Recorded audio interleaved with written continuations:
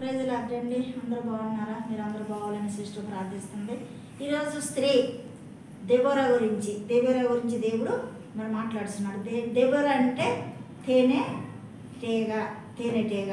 మరి ఆ యొక్క దెబోరా అనే పేరుకు అర్థము తేనెటీగని మరి రాయబడి ఉంది. అయితే ఈ స్త్రీ దెబోరా ఇశ్రాయేలులకు ప్రవక్తిగాను మరి న్యాయాధిపతిగాను దేవుడు ఎందుకు నియమించాడు అని ఆలోచించుకోవాలి. మనం ఎందుకు నియమించాడంటే మరి ఆయా సమయంలో తేనెటీగలో ఉన్న రెండు శ్రేష్టమైనవి ఉంటాయి.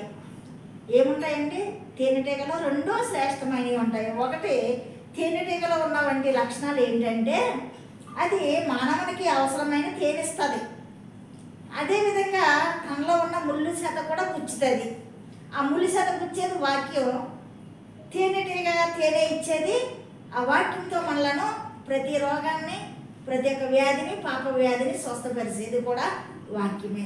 ఆ యొక్క ముళ్ళుతో గుచ్చుకునేది వాక్యం ఏదంటే మనం సరి చేయడానికి. కాబట్టి ఈ తేనెటీగ రెండు విధాలుగా మనకు మరి ఉన్నది. అయితే భక్తుడైన దావీదు అంటాడు, దేవుని వాక్యంతో పోలుస్తాడనమాట.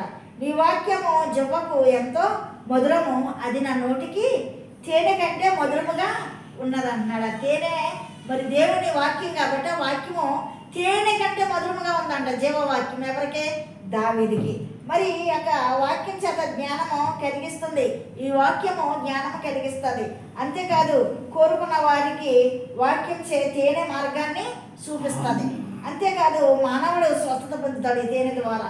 అంతేకాదు ఉల్లాసాన్ని, రుచిని, మేలును కూడా మరి కోరుకోవడానికి ఈ యొక్క ఉపయోగపడే తేనెటీగను ఇస్తుంది ఈ యొక్క వాక్యం. కాబట్టి ఈ దెబోరా ఇశ్రాయేలు ప్రజలకు న్యాయాధిపతిగాను, ఇంకా జ్ఞానవంతురాలుగాను, ఇంకాను మరి ఆవిడ్ని యేసయ్య నిర్మించాడు కాబట్టి ఈమెకు తేనెటీగ. తేనె ఎన్ని విధాల ఉపయోగకరంగా ఉందో ఈమె కూడా ఇశ్రాయేలు ప్రజలకు అన్ని విధాలుగా ఉపయోగకరంగా ఉందని ఈ యొక్క వాక్యం సెలవిస్తుంది. ఈ వాక్యం దేవుడు దీవించుగాక. ఆమె లైక్ కొట్టండి, సబ్స్క్రైబ్ చేయండి. మీకు అందరికీ వందనాలు.